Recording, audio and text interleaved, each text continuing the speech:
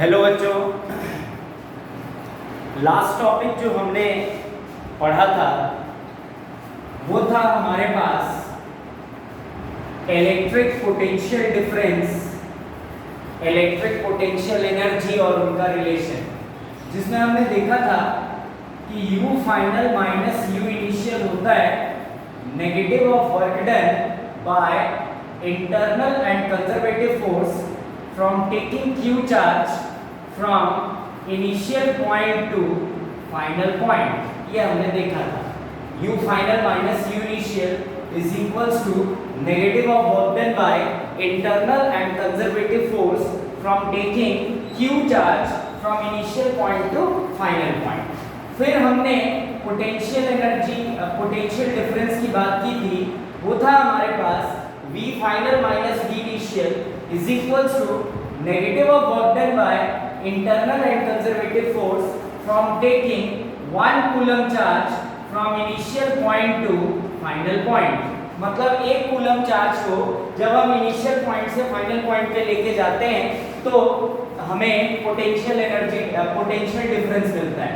फिर हमने इसका रिलेशन पढ़ा था, वो था U final minus U initial divided by movable charge is equals to V final minus V initial।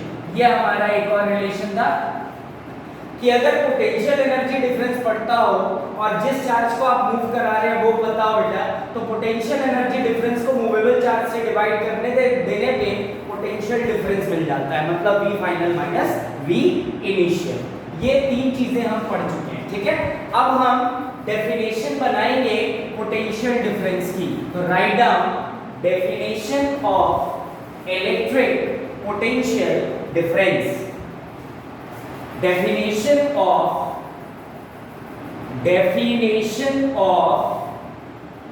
electric potential difference, definition of electric potential difference, definition of electric potential difference। ठीक है, तो देखते हैं जो हमारा इलेक्ट्रिक पोटेंशियल डिफरेंस था, for electric potential difference, for electric potential difference हमको पता है बेटा, जो 1 कूलम चार्ज होता है वो मूवेबल चार्ज होता है।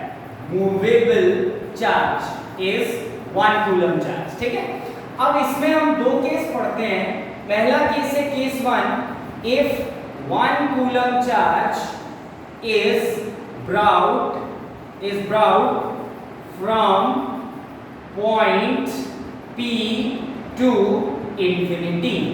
मतलब जो सबसे पहला चीज हम पढ़ेंगे इस केस में, हम क्या पढ़ रहे हैं बेटा कि जो 1 कूलम चार्ज है उस 1 कूलम चार्ज को हम लोग P पॉइंट से इंफिनिटी पे लेके जाएंगे।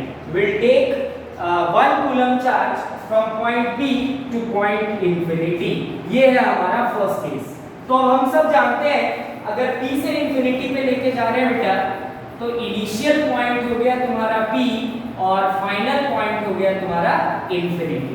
ये हो गया तुम्हारा इनिशियल पॉइंट और ये हो गया तुम्हारा फाइनल पॉइंट। मतलब we can take 1 coulomb charge from point P to point infinity.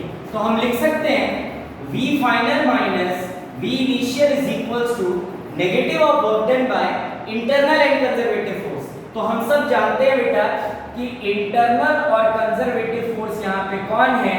It is electrostatic force. यही है हमारा इंटरनल और कंजर्वेटिव फोर्स। तो work done negative internal and conservative force for taking 1 coulomb charge from initial point two final point. तो अब हम सब जानते हैं इनिशियल पॉइंट P है और फाइनल पॉइंट इंफिनिटी है। तो हम लिख सकते हैं बेटा V final that is V infinity minus V initial, मतलब Vp is equals to negative of work done by taking 1 coulomb charge from P to infinity. मतलब P से हम कहां पे लेके आए? इंफिनिटी से लेके आए। तो अब हम सब जानते हैं इनफाइनाइट डिस्टेंस दूर जो पोटेंशियल होता है वो कितना होता है बेटा? 0। इसका मतलब 0 minus V Vp is equals to negative of work done by internal and conservative force from taking 1 coulomb charge from P to infinity. Minus और माइनस कैंसिल, तो potential at any point is equals to क्या आ गया बेटा, work done. तो हम इसको क्या डिफाइन करेंगे, इसको डिफाइन करेंगे electric potential at any point P,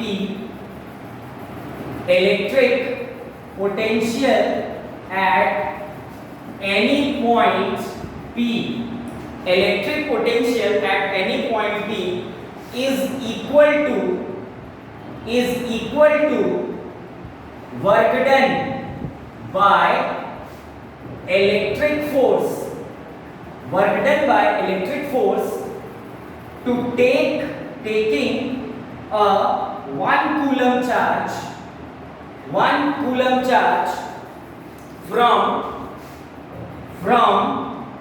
point P to infinity. यही आया हमारे पास, देखो electric potential is equals to work done. तो क्या डेफिनेशन हो गई बेटा, electric potential at any point P is equal to work done by electric force to taking 1 coulomb charge from point P to क्या बेटा, इंफिनिटी। ठीक है, तो potential at any point P is equals to क्या आ गया, work done. अच्छा, अब इसमें हम दूसरा केस पढ़ सकते हैं, केस 2। अगर मान लो 1 कूलम चार्ज को इंफिनिटी से P पे लेके आया जाए। Case 2 is if 1 coulomb charge is brought, 1 coulomb charge is brought from point infinity to point P, from infinity to point P। मतलब इंफिनिटी से अब हम 1 कूलम चार्ज को कहां से कहां तक बेटा, इंफिनिटी से P तक लेके आ रहे हैं। तो इसका मतलब अब जो हमारा इनिशियल पॉइंट होगा वो इंफिनिटी होगा और फाइनल पॉइंट क्या होगा बेटा, P होगा। तो हम लिख सकते हैं formula V final minus V initial is equals to negative of work done taking 1 coulomb charge from initial point to क्या बेटा, फाइनल पॉइंट। तो फाइनल है P और इनिशियल है इंफिनिटी, मतलब Vp minus V infinity is equals to negative of work done from P to क्या बेटा, sorry infinity to क्या बेटा, P। ये हो गया तुम्हारे पास रिलेशन। अब हम सब जानते हैं V इंफिनिटी होता है 0, तो Vp minus 0 is equals to negative of work done taking 1 coulomb charge from infinity to P। तो इसका मतलब Vp इज इक्वल्स टू क्या आ गया, नेगेटिव ऑफ वर्क डन। तो और इस केस में क्या डेफिनेशन लिखेंगे, हम लिखेंगे electric potential eight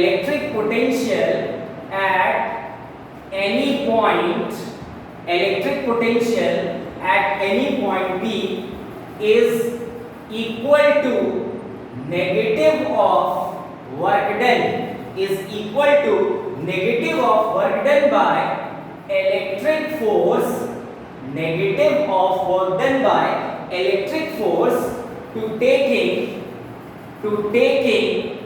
1 coulomb charge from infinity to any point, P। ये हो गया आपका सेकंड केस का डेफिनेशन। क्लियर हो गई बात सबको। तो हम दो तरीके से इलेक्ट्रिक पोटेंशियल को एसोसिएट करते हैं बेटा, एक जब पॉइंट P को इंफिनिटी से P पे लेके आए और एक जब 1 कूलम चार्ज को P से इंफिनिटी पे लेके जाएं। क्लियर है? तो this is all about definition of electric potential at any point P। अब अगर मैं इसका ऐसा यूनिट बनाऊं, हेडिंग डालेंगे next, SI unit of electric potential, SI unit of electric potential, SI unit of electric potential। तो अगर रिलेशन याद हो आपको तो हम लिखते हैं UB minus UA is equals to Q movable VB minus VA, लिख सकते हैं बेटा। अब ये तो एनर्जी है ना, एनर्जी पोटेंशियल एनर्जी डिफरेंस, तो इसकी एसआई यूनिट तो क्या होनी चाहिए बेटा, जूल, और चार्ज की क्या होनी चाहिए, कूलम। तो हम लिख सकते हैं VB minus VA is equals to UB minus UA upon Q। तो VB माइनस VA अगर इसकी SI यूनिट देखी जाए तो ये हुई जूल्स और चार्ज की क्या हुई बेटा, कूलम। तो हम लिख सकते हैं पोटेंशियल की SI unit will be joule पर कूलम। अच्छा, इसकी एक और SI यूनिट होती है बेटा, इसको अपन और क्या लिख सकते हैं, वोल्ट्स। तो इलेक्ट्रिक पोटेंशियल की दो SI यूनिट होती है, एक होता है आपका जूल पर कूलम और दूसरा होता है बेटा वोल्ट्स। क्लियर हो गई बात सबको? तो इसका मतलब क्या हुआ बेटा, 1 जूल पर कूलम इज इक्वल्स टू क्या बेटा, 1 वोल्ट। ठीक है, जब 1 जूल एनर्जी 1 कूलम चार्ज को किसी पॉइंट से इंफिनिटी तक लाने में इस्तेमाल किया जाता है, उसको किसके इक्वल कहते हैं, 1 वोल्ट। तो 1 जूल पर कूलम इज इक्वल्स टू क्या बेटा, 1 वोल्ट।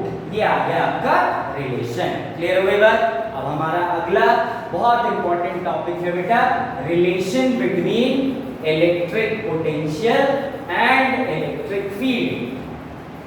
तो अगली हेडिंग डालेंगे relation between electric field and electric potential. Relation between electric field and electric potential.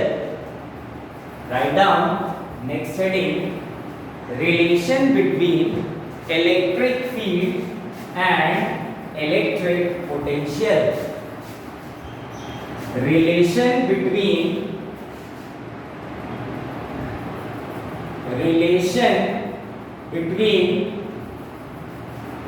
electric field and electric potential.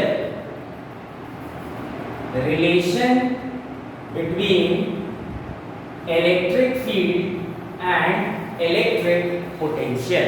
ठीक है जी, क्लियर है बात सबको? तो अब हम देखते हैं क्या रिलेशन होता है। सबसे पहले कुछ पुरानी चीजें रिवाइज कर लेते हैं फटाफट।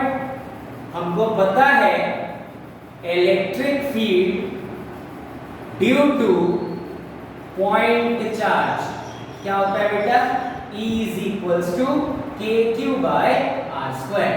ये होता है relation electric field due two point charge. अच्छा, इसी तरीके से अगर इलेक्ट्रिक पोटेंशियल की बात की जाए तो electric potential at any point P जो मिलता है वो होता है KQ by बेटा R। ये दो रिलेशंस हम सब पहले पढ़ चुके हैं। किसी पॉइंट चार्ज की वजह से किसी पॉइंट P पे जो इलेक्ट्रिक फील्ड होता है वो कितना होता है, KQ by R स्क्वायर।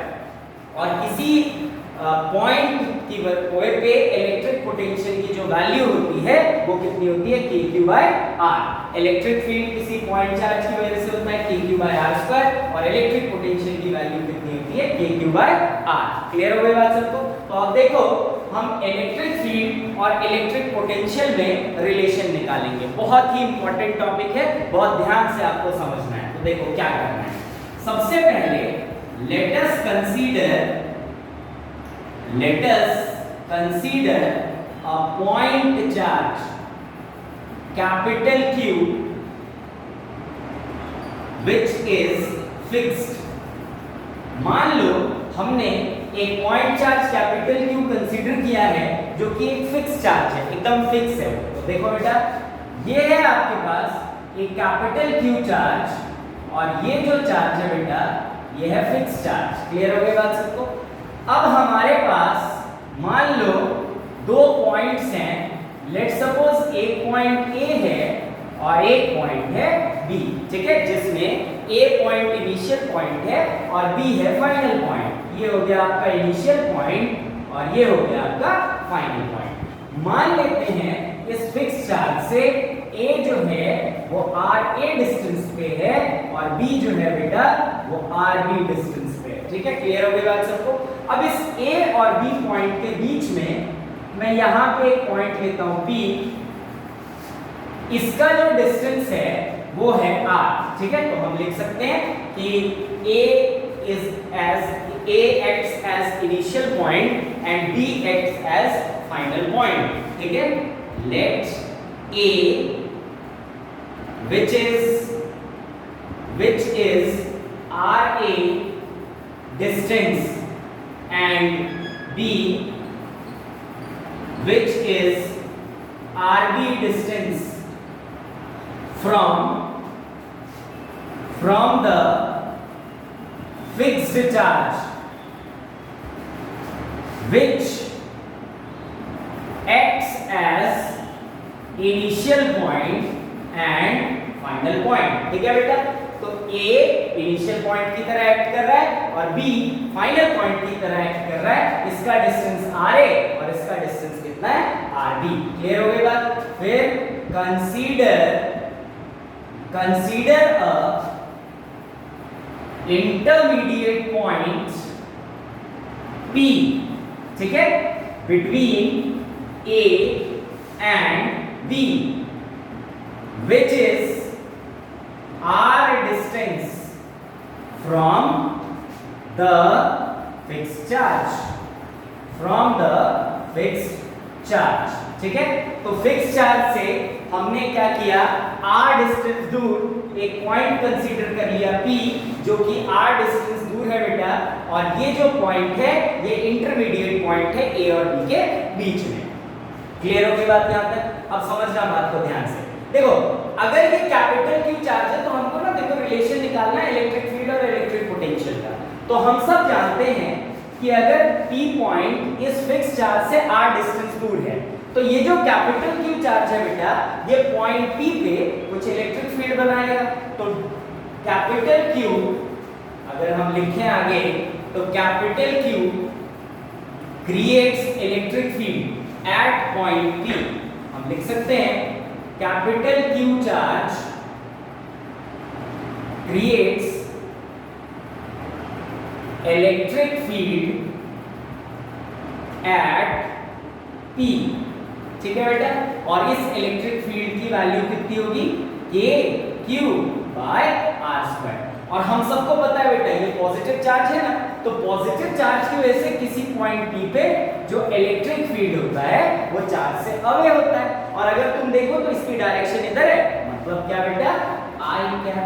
तो ये हो गया आपके पास इलेक्ट्रिक फील्ड। यहां तक समझ गए सब लोग। अब अगर देखा जाए तो ये है आपके पास electric field due to this capital Q charge. ठीक है, क्लियर हो गई बात सबको। अब हम सब क्या करते हैं बेटा, इस P पॉइंट पे एक छोटा सा चार्ज कंसीडर कर लेते हैं, स्मॉल q। ठीक है, let us consider a small magnitude charge at P। किसके इक्वल बेटा, स्मॉल q के इक्वल। तो अब समझना बात को ध्यान से। अगर मान लो इस P पॉइंट पे एक चार्ज हमने कंसीडर कर लिया Q, और इस छोटे Q के रीजन में इस कैपिटल Q ने क्या जनरेट कर रखा है बेटा, इलेक्ट्रिक फील्ड। तो इसका मतलब क्या हुआ, this small q charge is present in a region where electric field is present. तो हम सब जानते हैं बेटा, due to presence of electric field the small q charge experiences क्या, इलेक्ट्रिक फोर्स ऑफ मैग्नीट्यूड कितना बेटा, q। तो हम कहेंगे ड्यू टू द presence of electric field, due to the presence of electric field at P, small q charge experiences electric force of magnitude F is equals to QE। और अगर आपको पता हो बेटा तो पॉजिटिव चार्ज ही है ना, तो पॉजिटिव चार्ज अगर होता है तो इस पे फोर्स उसी डायरेक्शन में लगता है जिस डायरेक्शन में कौन होता है बेटा, इलेक्ट्रिक फील्ड। इसका मतलब इस स्मॉल q चार्ज पे फोर्स इस डायरेक्शन में लग जाएगा। तो F is equals to QE। और अगर डायरेक्शन देखा जाए तो अगेन कितना बेटा, I कैप। क्लियर हो गई बात सबको। अब मान लो हम क्या करते हैं बेटा, अगर इस इलेक्ट्रिक फील्ड को देखें तो this electric field is variable. अगर आपको दिख रहा हो तो अगर मान लो ये स्मॉल ये पॉइंट P अगर A की बात करें तो A पे डिस्टेंस है RA, मतलब electric field KQ by RA का स्क्वायर। b पे बात करें तो k cube by r b का स्क्वायर, मतलब a और b के बीच में अलग अलग पॉइंट्स पे अलग अलग इलेक्ट्रिक फील्ड की वैल्यू मिलेगी। तो दिस इलेक्ट्रिक फील्ड इज क्या बेटा, वेरिएबल। तो अगर ये वेरिएबल इलेक्ट्रिक फील्ड है तो हम क्या करते हैं बेटा, इस स्मॉल q चार्ज को बिल्कुल जरा सा डिस्प्लेस कराते हैं dr, ठीक है। तो let small q charge is displaced dr, ठीक है। तो जरा सा डिस्प्लेस करा है तो इसका मतलब dr वेक्टर, मैग्नीट्यूड तो dr और डायरेक्शन देखो i क्या है, तो dr और साथ में क्या आ गया बेटा, i क्या है। यहां तक सबको क्लियर हो गया। अब हमारे पास देखो इलेक्ट्रिक फील्ड है, हमारे पास इलेक्ट्रिक फोर्स है, हमारे पास डिस्प्लेसमेंट है, तो हम वर्क डन निकाल सकते हैं। तो small work done by the electric force जो होना चाहिए dw, क्या होना चाहिए बेटा, F vector dot dr vector, हम ऐसा लिख सकते हैं, ठीक है। अब अगर देखा जाए तो dw is equals to F vector, मतलब क्या बेटा, q e वेक्टर i क्या लिख सकते हैं, डॉट dr और साथ में आगे क्या बेटा, i क्या लिखा जा सकता है। समझ रहे हो बात को। तो अगर हम dw की बात करें तो i डॉट i तो कितना होता है बेटा 1, तो हम लिख सकते हैं q e डॉट dr, लिखा जा सकता है e डॉट dr, और ये वेक्टर है इसको वेक्टर फॉर्म में लिख दिया। अब देखो हम इलेक्ट्रिक फील्ड की वैल्यू भर सकते हैं, पर अभी हम इलेक्ट्रिक फील्ड की वैल्यू नहीं भरेंगे, हम पहले आगे और रिलेट करते हैं, कोशिश करते हैं कुछ करने की, ठीक है। तो for net work done integrating both side, net work done निकालने के लिए क्या कर सकते हैं बेटा, इंटीग्रेशन। तो integration of dw is equals to integration q e vector dot dr vector, और देखो हम q चार्ज को कहां से कहां लेके जा रहे हैं बेटा, ra से rb, तो इसको मैं ना वेक्टर फॉर्म में लिख देता हूं, ra वेक्टर से लेके rb वेक्टर तक। अब q तो क्या है बेटा, कांस्टेंट, तो इसको बाहर निकाल सकते हैं, dw का w, q बाहर आ गया, e vector dot dr vector ra vector से लेके rb वेक्टर तक। अब ये लिमिट बहुत ध्यान से समझना बेटा, हमने ra से rb की लिमिट लगाई है क्योंकि स्मॉल q चार्ज को हम कहां से कहां लेके जा रहे हैं बेटा, पॉइंट a से पॉइंट b तक लेके जा रहे हैं। तो वर्क डन जो हमें मिला वो मिला q integration ra to rb e vector dot क्या बेटा, dr वेक्टर। अब अगर इलेक्ट्रिक पोटेंशियल एनर्जी डिफरेंस की बात की जाए तो इलेक्ट्रिक पोटेंशियल एनर्जी डिफरेंस, देखो बेटा इलेक्ट्रिक पोटेंशियल एनर्जी डिफरेंस इसलिए क्योंकि यहाँ मूवेबल चार्ज 1 कूलम का नहीं है, q चार्ज है, कोई आइडेंटिकल चार्ज है, तो हम लिख सकते हैं ub minus ua is equals to, क्या लिखा जा सकता है बेटा, नेगेटिव ऑफ वर्क डन, लिख सकते हैं। तो हम लिख सकते हैं ub minus ua is equals to, work done तो निकाल लिया ना, तो माइनस q ra वेक्टर से लेके rb वेक्टर तक और e वेक्टर डॉट क्या बेटा, dr वेक्टर, ये आ गया ub माइनस ua।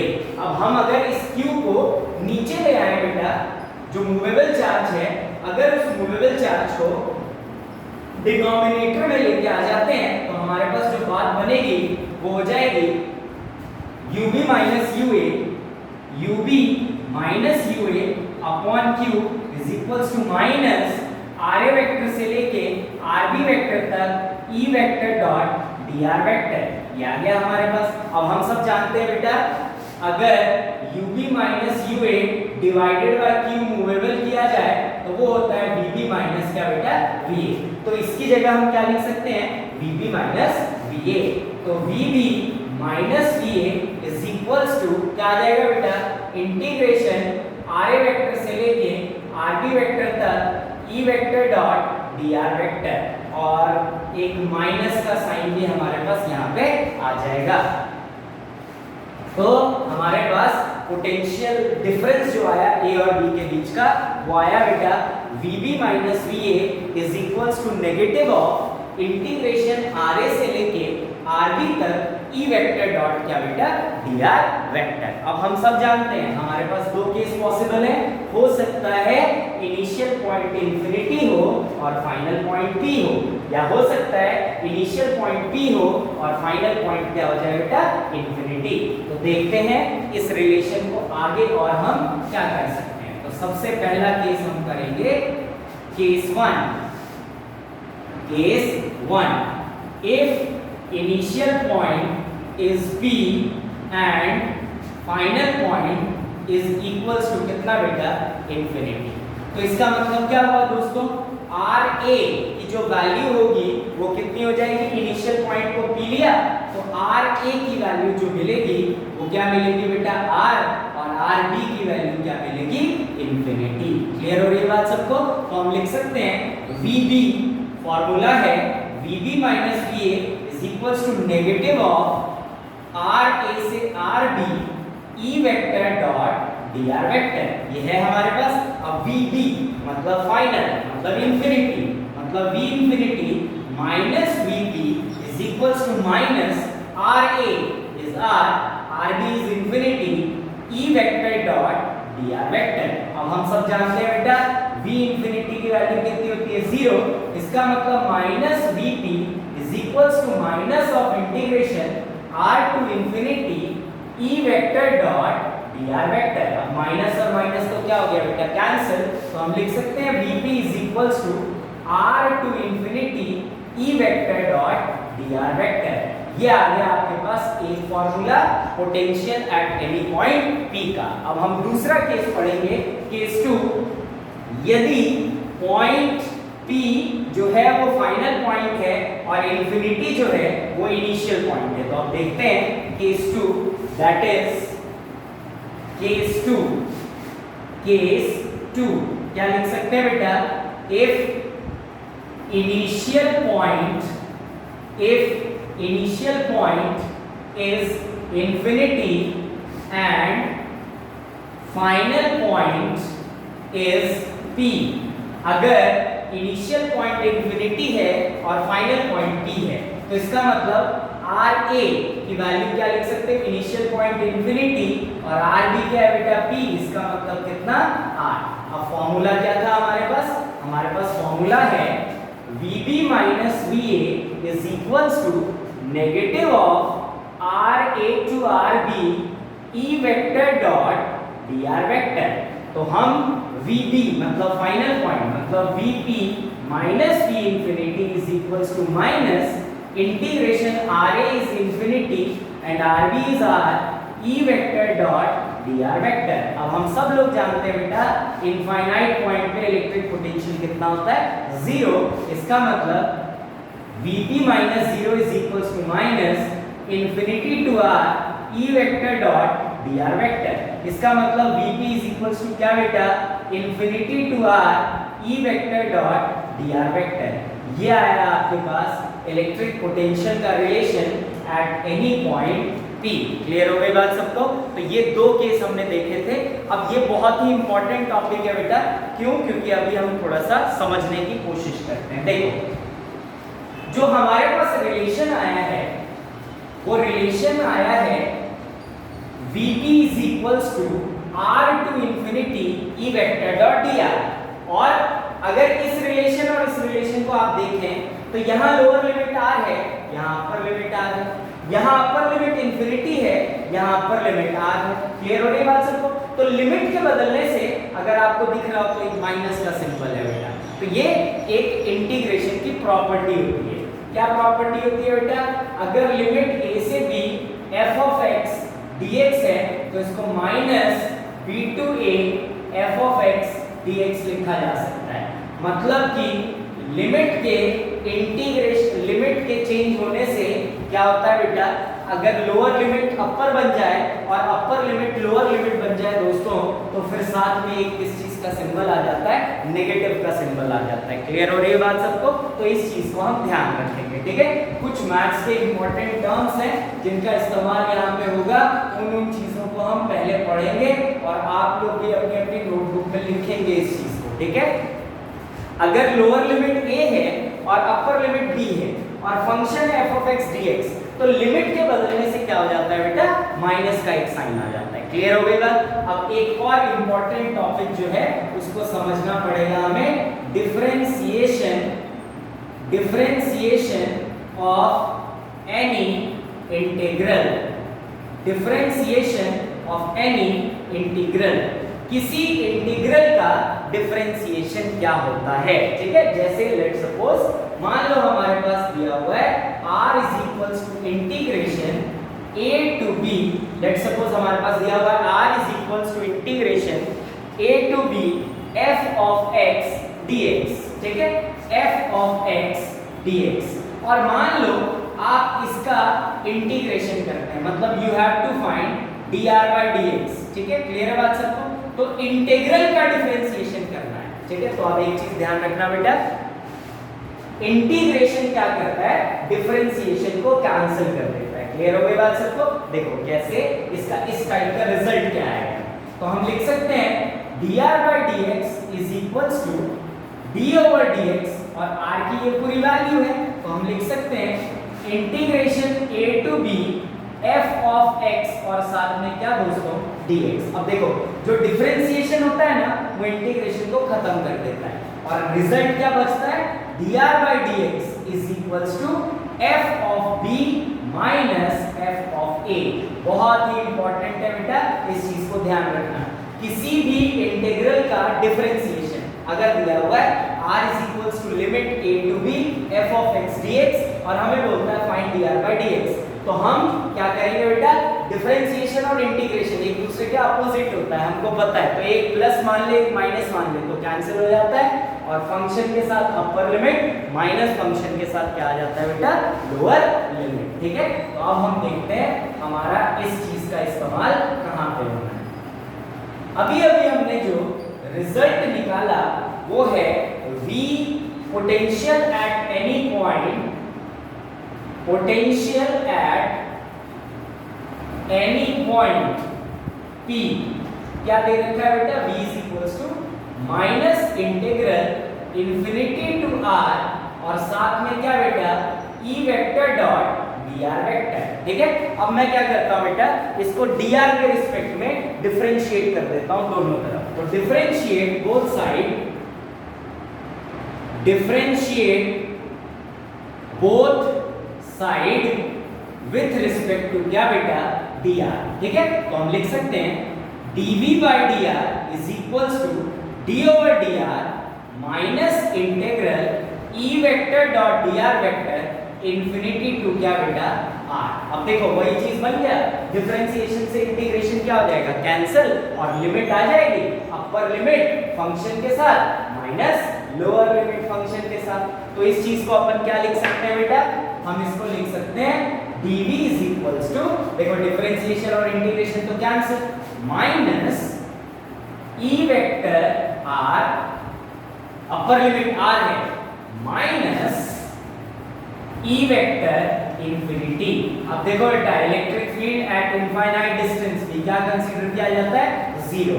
तो dv by dr is equals to क्या आ गया बेटा, माइनस ऑफ er। देखो बहुत ही इंपॉर्टेंट रिलेशन है ये, रिलेशन हमें क्या कहता है इसको हम समझते हैं। देखो अगर मान लो किसी पॉइंट पे पोटेंशियल दिया हो, उस पॉइंट को तुम डिस्प्लेसमेंट के रिस्पेक्ट में डिफरेंशिएट कर दो और एक माइनस का साइन लगा दो, तो उस पॉइंट पे आपको क्या मिल जाएगा बेटा, इलेक्ट्रिक फील्ड। इस चीज को नोट डाल के हम लोग लिखेंगे, राइट डाउन नोट, लिखो बेटा, write down note. If at any point, if at any point potential is given, if at any point potential is given, then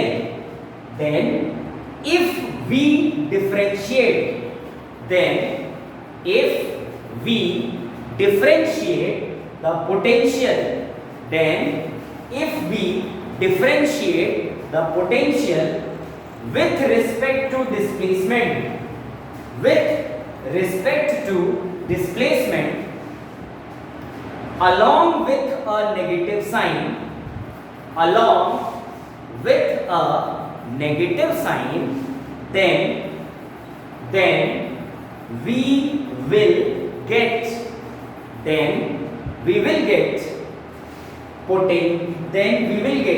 electric field.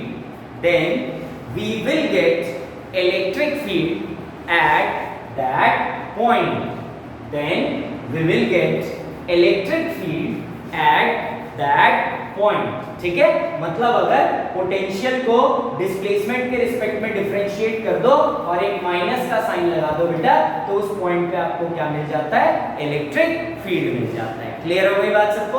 तो ये एक बहुत ही इंपॉर्टेंट रिलेशन है, इसको हम लोग ध्यान रखेंगे। ठीक है, तो आप देखो अगला स्टेप, हमारे पास बिल्कुल शुरुआत में जो एक रिलेशन आया था वो आया था बेटा VB minus VA is equals to negative of integral RA to RB E vector dot dr vector. देखो सबसे ज्यादा रिलायबल रिलेशन यही है, सबसे ज्यादा रिलायबल रिलेशन। ठीक है, तो इसी रिलेशन से हम आगे बढ़ेंगे। ठीक है जी, तो हमारे पास जो रिलेशन आया बेटा वो है, ध्यान से समझना, VB minus VA minus integral RA vector से लेके RB वेक्टर तक E vector dot dr vector, ये हमारे पास एक रिलेशन आया। ठीक है, अब अगर आपको याद हो फर्स्ट चैप्टर बेटा, तो मैंने आपको सिखाया था जो इलेक्ट्रिक फील्ड होता है ना, E मतलब इलेक्ट्रिक फील्ड, तो जो ये इलेक्ट्रिक फील्ड होता है ना, ये कांस्टेंट भी हो सकता है और ये वेरिएबल भी हो सकता है। ठीक है, तो इलेक्ट्रिक फील्ड में बी कांस्टेंट और इट में बी वेरिएबल। समझ रहे हो बात को? तो आप देखो हमारा जो रिलेशन है, इस रिलेशन में VB minus VA is equals to minus of electric field dot dr vector है। तो इसका मतलब हम भी पता है हमें बेटा कि इसके कांस्टेंट और वेरिएबल होने से फर्क पड़ता है। क्या फर्क पड़ता है कि अगर ये कांस्टेंट है तो इसको हम इंटीग्रेशन से बाहर कर सकते हैं, और अगर ये वेरिएबल है तो ये इंटीग्रेशन के अंदर ही रहेगा। क्लियर हो रही बात सबको? तो हम इसमें दो केस पढ़ेंगे इस फॉर्मूले से आगे, एक यदि इलेक्ट्रिक फील्ड कांस्टेंट है तो क्या होगा, और दूसरा अगर इलेक्ट्रिक फील्ड वेरिएबल है तो क्या होगा। ठीक है, तो सबसे पहले लिखेंगे case 1, write down case 1, if electric field is constant, अगर इलेक्ट्रिक फील्ड क्या हो दोस्तों? कांस्टेंट हो। क्लियर बात सबको? Case 1, if electric field is constant. तो जो रिलेशन है मैं दोबारा से लिख रहा हूं, ध्यान से समझना, VB minus VA is equals to minus integral RA से लेके RB तक E vector dot dr vector. अब हमने क्या कहा बेटा? इलेक्ट्रिक फील्ड कांस्टेंट है, तो अगर इलेक्ट्रिक फील्ड कांस्टेंट है तो इसको हम इंटीग्रेशन से बाहर ले आएंगे। तो हम लिख सकते हैं VB minus VA is equals to minus E vector dot integral RA से लेके RB तक और साथ में क्या बेटा? dr vector. मतलब इलेक्ट्रिक फील्ड कांस्टेंट था तो उसको इंटीग्रेशन से बाहर कर दिया, तो E vector dot RA to RB और साथ में क्या बेटा? dr vector. अब हम सब जानते हैं बेटा इंटीग्रेशन dr का क्या हो जाएगा? r वेक्टर, तो minus E vector dot dr का इंटीग्रेशन r वेक्टर और लिमिट RA से लेके क्या बेटा? RB तक। अब हम सब जानते हैं upper limit minus lower limit, तो लिखा जा सकता है VB minus VA is equals to minus E vector dot upper limit minus lower limit. अब ध्यान से समझना बहुत आराम से। ठीक है, मान लो हमारे पास ये एक x एक्सिस है और ये एक y एक्सिस है। क्लियर बात सबको बेटा? ये है आपके पास A पॉइंट, इसको अपन कंसीडर करते हैं इनिशियल पॉइंट, और ये है आपके पास B पॉइंट, इसको अपन कंसीडर करते हैं क्या बेटा? Final point. क्लियर हो गई बात सबको? समझना बहुत आराम से, बहुत ध्यान से। देखो इलेक्ट्रिक फील्ड तो कांस्टेंट है, RB वेक्टर और RA वेक्टर। तो मैंने आपको 11th क्लास में सिखाया बेटा एक चीज होता है पोजीशन वेक्टर। पोजीशन वेक्टर का क्या मतलब होता है? Straight line joining initial point at particle from origin. तो ये हम बना सकते हैं, ये हो गया आपका RA वेक्टर, मतलब A का पोजीशन वेक्टर, और ये हो गया आपका RB वेक्टर, B का पोजीशन वेक्टर। समझ में आ रही बात सबको? ध्यान से समझना बहुत। मान लो ए पॉइंट इनिशियल पॉइंट था और बी है आपका फाइनल पॉइंट। आप किसी चार्ज को ए से बी लेके जा रहे हैं, तो कोई जरूरी थोड़ी है सीधे लेके जाए, कैसा भी हो सकता है रास्ता। तो मान लो किसी चार्ज को अपन ऐसे जिगजैग लेके गए, ठीक है, क्लियर बात? कोई जरूरी नहीं है कि सीधा ही लेके जाए, हो सकता है अपन इसको जिगजैग लेके जाए, हो सकता है सीधा लेके जाए। तो ऐसा मान ही लो ना कि जिगजैग लेके जा रहे हैं, क्लियर है बात सबको? तो किसी क्यू चार्ज को will take from point A to point B in zigzag path. समझ गए यहां तक? आप समझो आगे। अगर मैं एक स्ट्रेट लाइन बना दूं और इसको इस तरीके से ज्वाइन कर दूं और डायरेक्शन दे दूं, तो हम सबको पता है इनिशियल पॉइंट और फाइनल पॉइंट को अगर एक स्ट्रेट लाइन जोड़ता है बेटा, तो उसको अपन क्या कहते हैं? Displacement vector. तो यहाँ ट्राइंगल लॉ वेक्टर एडिशन लग सकता है। देखो एक वेक्टर ये, एक वेक्टर ये और एक वेक्टर ये, तो क्या लिख सकते हो तुम? D vector is equals to R B vector minus R A vector. Triangle law vector addition क्या होता है बेटा? Sum of two regular vector is equals to third vector. तो इसका मतलब VB माइनस VA को क्या लिखा जा सकता है बेटा? E vector dot change in position vector, और चेंज इन पोजीशन वेक्टर को और क्या लिख सकते हैं बेटा? Displacement vector. इसका मतलब VB minus VA is equals to क्या आया? E vector dot D vector. और अगर इसको ऑपरेट करके लिखना चाहो तो दो वेक्टर का डॉट प्रोडक्ट है बेटा, और रिजल्ट में स्केलर क्वांटिटी मिल रही है, तो हम लिख सकते हैं VB minus VA is equals to ED, और साथ में क्या दोस्तों?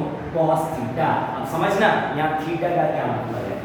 यहाँ पे थीटा का मतलब है angle between electric field vector and displacement vector.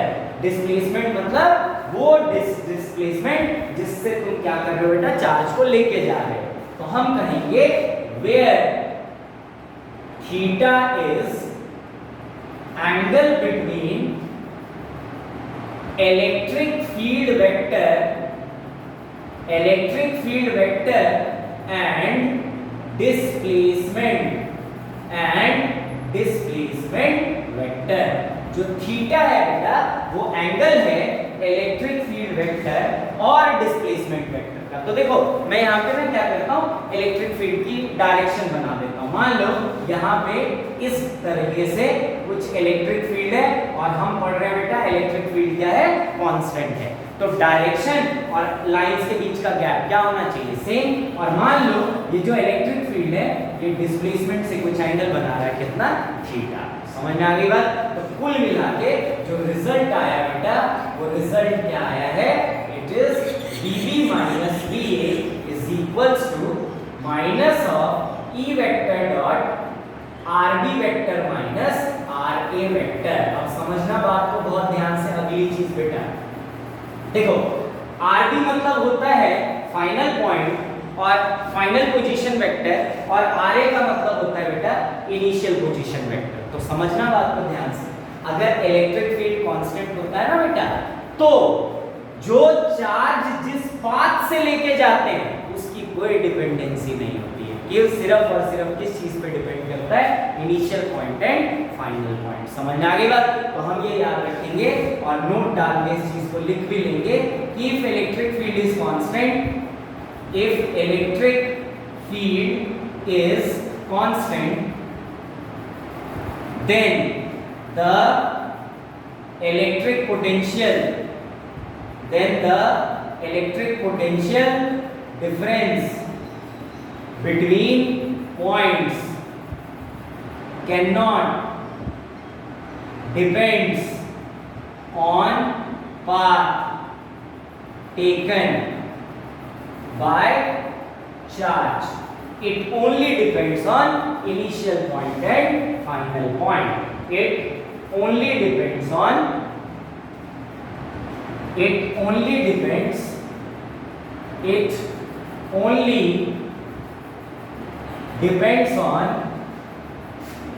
initial point and final point.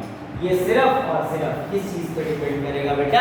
Initial point पे और फाइनल पॉइंट पे। समझ में आ गई बात? तो ये बहुत ही इंपॉर्टेंट टॉपिक चल रहा है बेटा।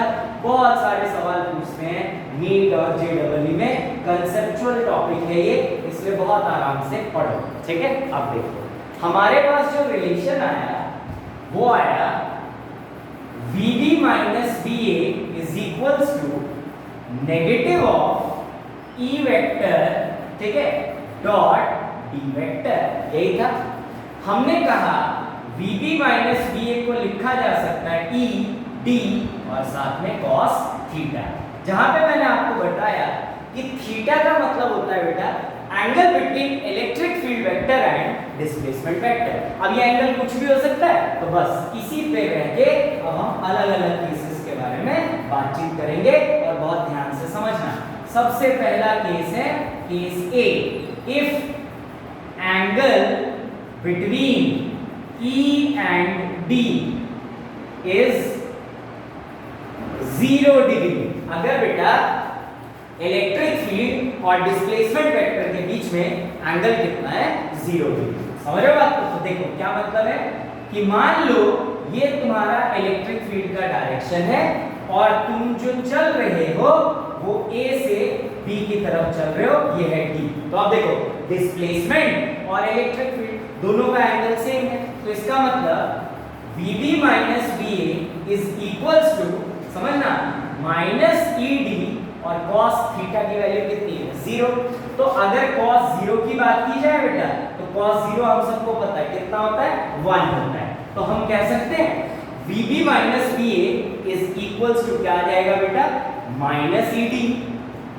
तो VB minus VA is equals to क्या आ गया, माइनस और साथ में ED। तो यहां से VB इज इक्वल्स टू क्या आ जाएगा बेटा, ED minus VA minus ED। तो बहुत इंपॉर्टेंट रिजल्ट आएगा, आप समझो। अगर मान लो किसी एक A पॉइंट का पोटेंशियल है VA और किसी B पॉइंट का पोटेंशियल है VB, क्लियर हो रही बात सबको? एक पॉइंट का पोटेंशियल है VB और दूसरे पॉइंट का पोटेंशियल है VA, क्लियर है? और इन दोनों के बीच में जो डिस्प्लेसमेंट है वो D है। तो आप समझो B VB है और A VA है।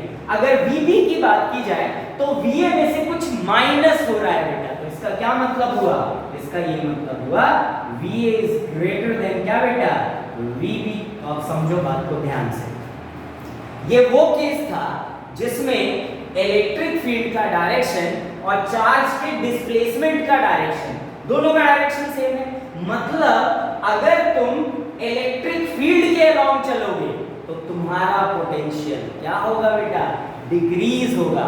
कितने फैक्टर से, ED फैक्टर से। ये रिलेशन ये कहता है। देखो A का VA और B का VB, तो अगर VB की बात की जाए तो VA में से कुछ माइनस हो रहा है बेटा। तो अगर VA में से कुछ माइनस हो रहा है और कितना माइनस हो रहा है, ED माइनस हो रहा है, तो इसका क्या मतलब हुआ कि A पॉइंट का पोटेंशियल ज्यादा है और B पॉइंट का पोटेंशियल क्या है, कम।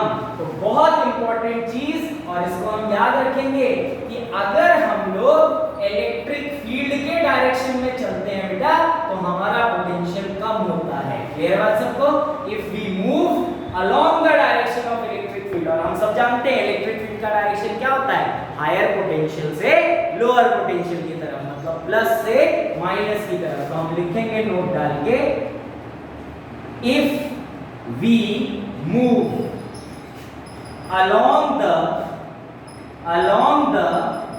direction of electric field, if we move along the direction of electric field, then electric potential decreases by the factor कितना, ED। समझ गए बात को कि अगर हम इलेक्ट्रिक फील्ड की तरफ चले बेटा तो हमारा पोटेंशियल धीरे धीरे कम होता है, और किस फैक्टर से कम होता है, ED फैक्टर से कम होता है। अगला केस है बेटा आपका केस B। अगर मान लो if angle between electric field vector and displacement vector, अगर मान लो थीटा की वैल्यू, समझना, 0 से बड़ा है पर 90 से छोटा है, तो इसका मतलब क्या हुआ, अगर 0 से बड़ा और 90 से छोटा है, इसका मतलब एक्यूट एंगल।